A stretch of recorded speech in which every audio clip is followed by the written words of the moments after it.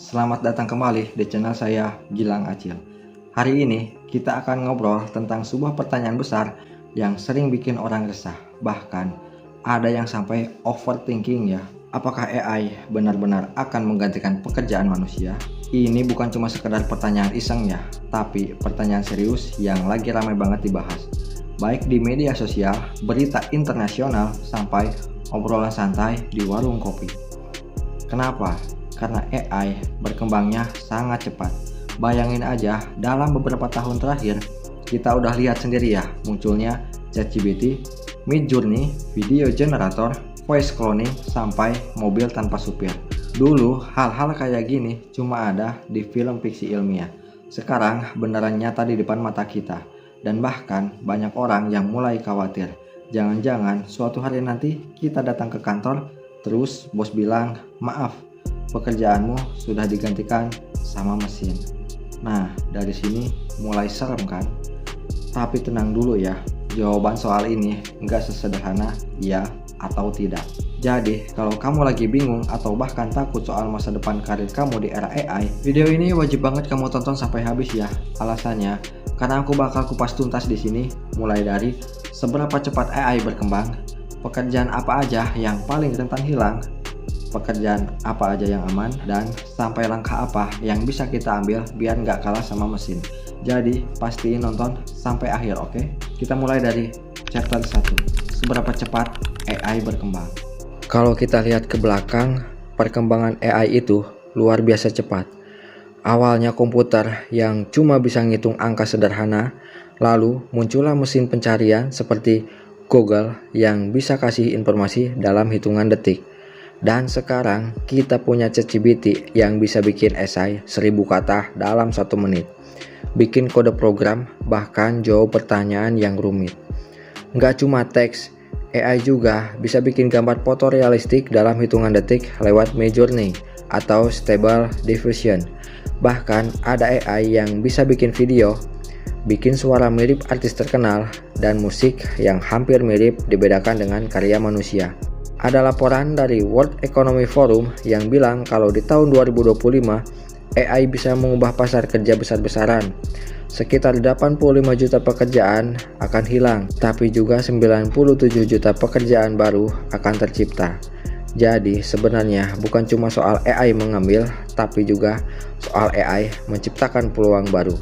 Dan pertanyaannya, apakah kita siap untuk beradaptasi? Sekarang kita masuk ke bagian yang paling deg-degan. Kita lanjut ke chapter 2. Pekerjaan apa yang paling rentan hilang? Pertama, pekerjaan yang sifatnya berulang-ulang dan bisa diprediksi. Contohnya, data entry. Pekerjaan input angka di komputer sekarang bisa otomatis dengan sistem AI. Customer service. Dulu kita telepon CS bisa ngantri lama. Sekarang chatbot AI bisa jawab ribuan pertanyaan sekaligus tanpa lelah, tanpa tidur. Kasir dan teller bank. Dengan self-service mesin dan mobile banking, pekerjaan ini dapat berkurang. Supir, taksi, atau truk. Beberapa negara udah uji coba mobil tanpa supir. Penulis artikel sederhana. AI bisa bikin konten berita singkat dalam hitungan detik. Coba bayangin deh, kamu kerja keras bertahun-tahun, lalu suatu hari datang ke kantor, dan bos bilang, maaf, pekerjaan ini sekarang bisa dihandle sama mesin. Kamu udah gak dibutuhkan lagi. Itu pasti jadi kabar paling pahit buat siapapun. Dan ini bukan teori ya. Sudah ada beberapa perusahaan besar di Amerika yang mulai mengurangi jumlah staf customer service karena sudah beralih ke AI chatbot.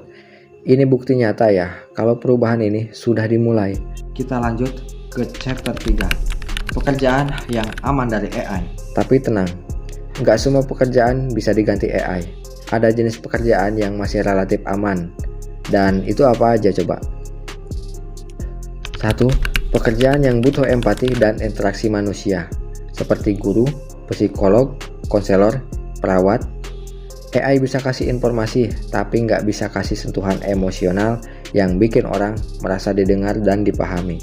2. Pekerjaan kreatif yang berbasis pengalaman hidup, misalnya musisi, penulis cerita, atau konten kreator. AI bisa bikin lagu, tapi lagu yang bikin kita nangis karena relate ke kisah patah hati. Itu cuman manusia yang bisa. 3. pekerjaan yang butuh strategi dan pemikiran abstrak. Misalnya pengusaha, pemimpin, manajer kreatif. AI bisa kasih data, tapi keputusan akhir tetap manusia yang ambil. Selain itu, ada juga peluang baru yang muncul karena AI. Prompt engineer. Orang yang jago memberi instruksi ke AI. AI trainer. Orang yang melatih AI agar lebih akurat. AI analis.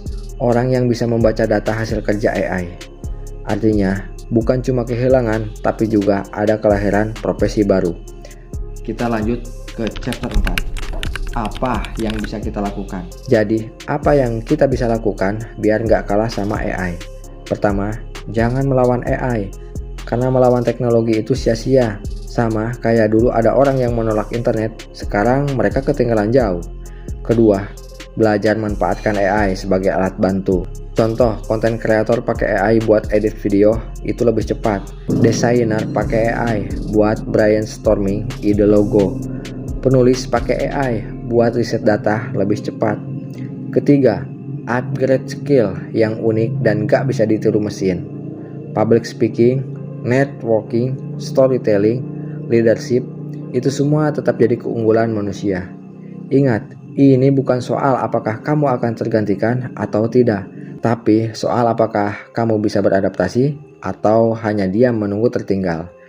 Jadi kesimpulannya, AI memang bisa ambil alih beberapa pekerjaan, terutama yang sifatnya rutin dan berulang. Tapi di sisi lain, AI juga membuka peluang baru yang bahkan belum pernah ada sebelumnya. Kalau kita pintar memanfaatkannya, AI itu bukan musuh, tapi justru bisa jadi partner kerja yang bikin hidup kita lebih produktif. Sekarang aku mau tanya ke kalian ya, menurut kalian pekerjaan apa yang paling mungkin hilang karena AI? Tulis jawabanmu di kolom komentar ya, aku pengen banget baca pendapat kamu.